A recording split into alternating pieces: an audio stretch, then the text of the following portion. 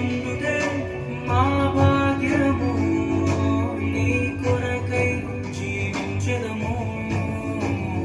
సేవకులారా సువార్తికులారా, యేసయ్య కోరుకున్న శ్రామికులారా, సేవకులారా సువార్తికులారా, మీ మాదిరికై వందనము.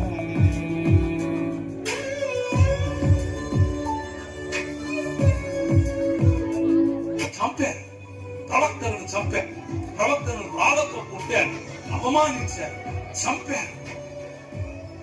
ప్రభు అన్నాడు, కాబట్టి రాజు కోపపడి తన దండ్లను పంపి ఆ నరహంతకులను సంహరించి వారి పట్టణము తగులబెట్టాడు. మీకా నిలబడి చెప్పాడు, హోషేయ నిలబడి చెప్పాడు, యెషయా నిలబడి చెప్పాడు, ఆమోసు నిలబడి చెప్పాడు. వాళ్ళు చెప్పిందంతా ఇదే. మీ మధ్య న్యాయం లేదు. నేనేమడిగాను? మూడే అడిగాను. మనుష్యుడా, ఏది ఉత్తమమో నీకు చెప్పలేదా? నేను నీకు ముందే చెప్పాను కదా. న్యాయమును జరిగించుటయు కనికరమును ప్రేమించుటయు దీన మనసు కలిగి యెహోవా ఇంతే కదా. నువ్వు మనిషిని కావా అంటున్నా నేనంతే. దైవాజ్ఞను నెరవేర్చుటకు మా కోసం బలి అయ్యారు. ప్రభు రాజ్యం ప్రకటించుటకు ప్రాణాలని విరచారు. మా ఆత్మను రక్షించుటకు హతసాక్షులు మీరయ్యారు.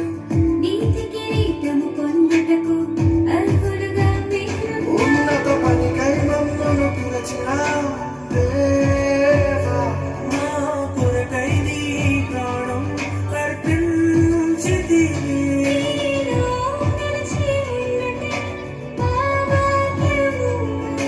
నీ కొరకై జీవించెదము. నిజంగా అంటాను, ఆయన రక్తం చిందించిన ఈ రాష్ట్రంలో లక్షల మంది సేవకులు పుడతారు, లక్షల మంది యవనస్తులు లేస్తారు. అంత గొప్ప కార్యం జరిగింది.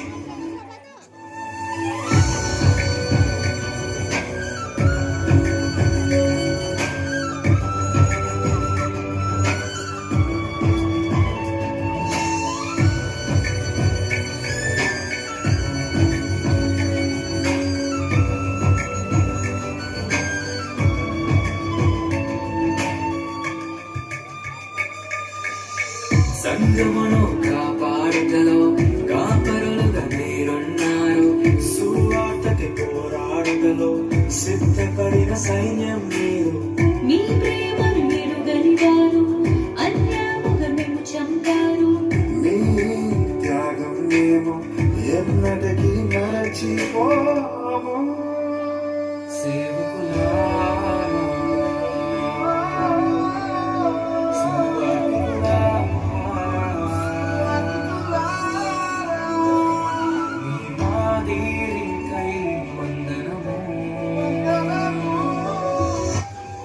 మనిషిని హిందువుగా చూడద్దు, ముస్లింగా చూడద్దు, క్రైస్తవుడిగా చూడద్దు, బౌద్ధుడిగా చూడద్దు.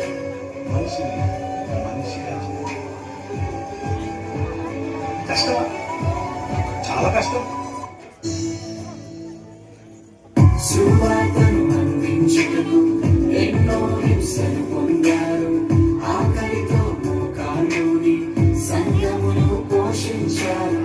మాకు మాదిరి చూపించుటకు క్రీస్తును పొడి జీవించారు. మీ జత పరివారము నేను, మీ జాడలో ఇతరులు చూడక పరిగై మమ్మును పిలిచిన దేవా, మా కొరకై నీ ప్రాణం అర్పించితివి. నీలో నిలిచి ఉండుటే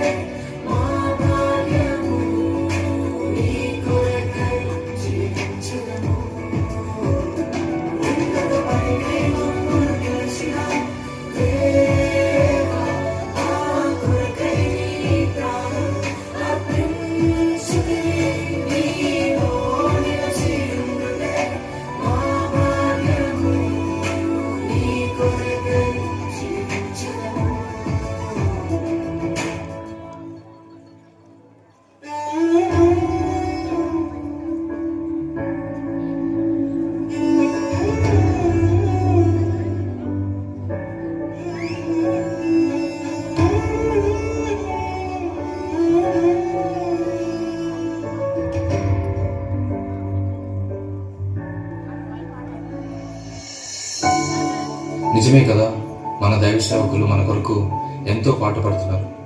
మన జీవితంలో కష్టం వస్తే వారు కన్నీటితో ప్రార్థన చేస్తున్నారు. మన జీవితంలో బాధలు ఎదురైతే వారు మనల్ని ఓదారుస్తున్నారు.